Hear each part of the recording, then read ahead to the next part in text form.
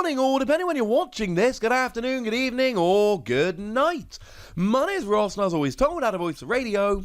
So today, we're carrying on our look at all the new cards from Legendary Heartbeat, or whatever it's called, because you know by now I'm not going to be happy until I've looked at every card. Obviously, not some pre-evolutions, but every fully evolved card. And we're having a look today at Metal Pokemon. Metal Pokemon and Pokemon 2, right? And we might as well start off with a fairly popular Pokemon.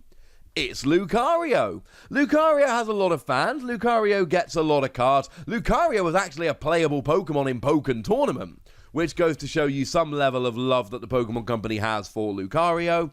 The question is, of course, is this new card any good? Well, it's got 130 HP on a stage 1, which is quite nice. It's got a retreat cost of 2, which means Air Balloon for free retreat. But having said that, being a metal Pokemon, you got stuff like Metal Goggles and Metal Core Barrier to reduce damage done to you. And let's not forget Lucario and Melmetal, whose GX attack will reduce damage done to all your metal Pokemon for the rest of the game. Plus, we got a resistance to grass, which gives you a bit more bulk and survivability. Although, admittedly, you are weak to fire, which means Welded X, which are really good. Now, the good news is you do have Weakness Guard energy here, which will help, but do remember by the time this comes around, Metal Frying Pan will have rotated. But we will still have Metal Saucer to accelerate energy, so that's actually kind of cool, ladies and gentlemen. It's a good time to be a metal Pokemon. What does it do, though? Well, our translations come from the lovely Joe from Cerebi.net and the lovely Antoine Boulet. And the first attack, why could it not have been on a basic Pokemon? 1 Metal Energy, 40 damage, draw a card. Why could it not be on a basic Pokemon? Okay, fine, you're only drawing 1 card, but who cares? You're still drawing a card while doing some damage. Now, it's not terribly relevant damage. You'll only be hitting stuff that's weak, and honestly, you're just not... You're not going to be getting enough here. There's not enough relevant weak stuff, which is really going to be an issue here, unfortunately. But having said that, right, this is better than Meow V. Meow V is 30 damage, draw a card. This is 40 damage, draw a card. But why does it have to be on a stage 1? On a basic Pokemon, I would love this. I would absolutely love this. And we don't get attacks like this, right? The best we've had in this regard, by a long shot, is Meow V.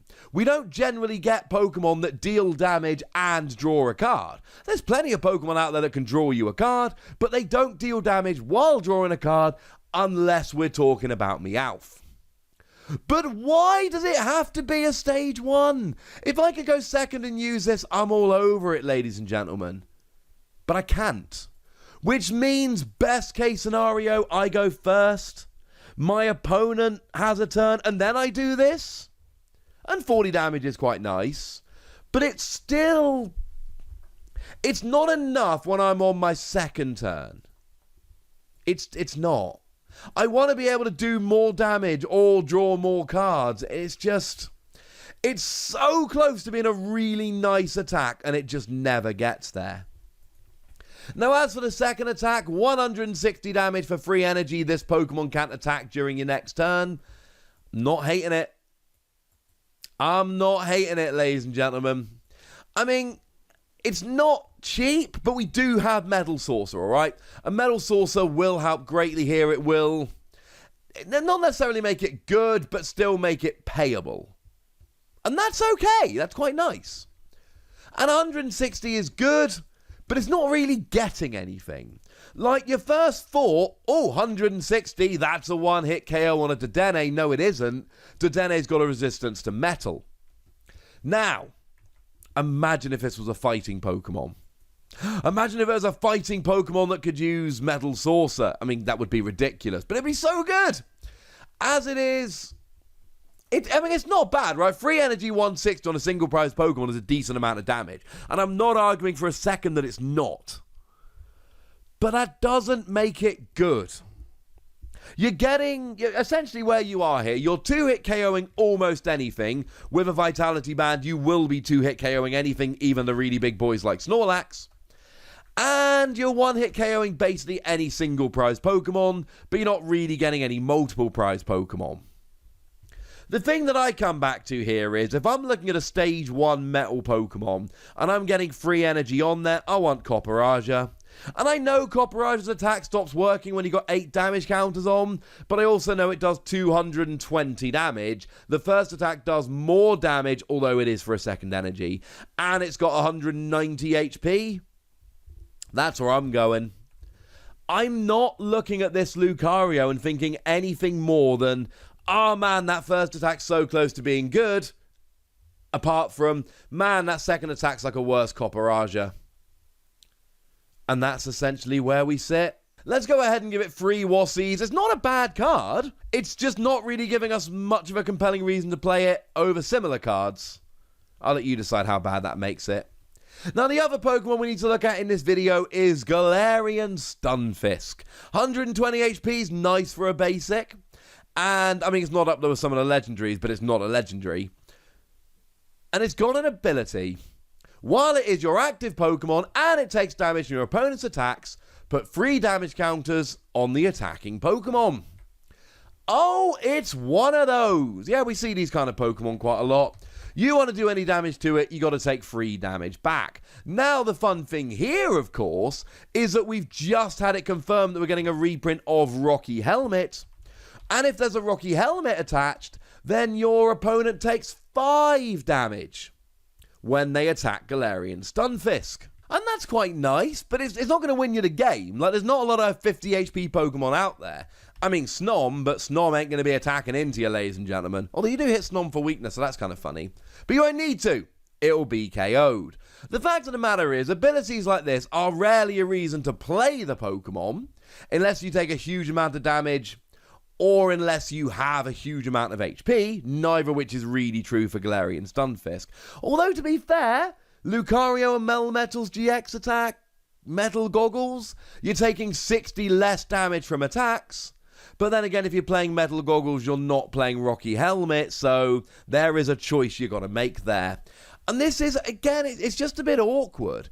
It's a nice little ability that gets a nice little bit of damage on the field, but it's not really going to get KOs, so to speak.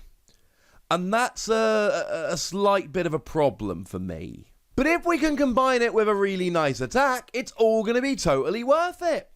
Well, what we have here is 3 colourless energy, 90 damage. The defending Pokemon can't retreat during your opponent's next turn. And there are actually a bunch of things we can like about this attack. 90 damage for free energy is not great, but it is a lot more palatable when it is free colourless energy, because then we've got Twin Energy Metal Saucer, and that combo alone will pay the attack cost, so it becomes moderately easy to get it going in a single turn. So that's cool. That's actually really cool. I do like that quite a lot. But then it is only 90 damage, but then we can stop our opponent retreating. And we force a Pokemon to stick in the active, and hopefully they're stuck there for long enough while we get a KO. And we've seen a lot of your opponent cannot retreat next turn attacks, but they don't usually do 90 damage. So here you sit there doing 90, you trap your opponent's active in the active, and maybe it's something like a Crobat, right? So you stick them in the active, and then they can't retreat, and they don't have a switch card, and then you hit them for another 90 and get a KO. And especially if they're not playing Darkness Energy, so they can't even attack with Crobat, this is going to be kind of lovely. And I think the 2-hit KO on Crobat is where we're going here. Now the problem is we're playing a lot of switching cards at the moment, and Scoop Up Net for non-GXs, non-Vs is good, and Bird Keeper's coming out, which is a switch that also lets you draw free cards. So I think we're moving into a format where there are way too many switching options that people are using, but you never know, ladies and gentlemen, you never know. It really does depend on how happy you are that your opponent's not going to have switches. At the end of the day, this could end up being a Pokemon that traps your opponent in the active while doing 90 damage on your turn, 50 damage on your opponent's, and at that stage you got a nice little Pokemon. It's not always going to work, but let's go ahead and give it 3 Wassies. I like this as a tech. And that is all of the non-terrible Pokemon that we've now looked at from Legendary Heartbeat. In the next video, we are doing our negative, these cards are not good video. So, join me for some ranting about bad cards. But for now, I want to know what you think about these cards, so let me know in the comment section. Go nuts, be nice, and then make sure you like this video, subscribe to this channel, follow me on Twitter at TheWassy, and Twitch for some live action at twitch.tv/PTCGRadio. If you want to support the channel, get some bonus podcasts and all that good stuff, head on over to patreon.com/PTCGRadio, where you can do exactly that. But by far the most important thing, as always, look after yourselves till next time, would ya? Thank you very much for watching. My name's Ross, and you've been watching PTCG Radio.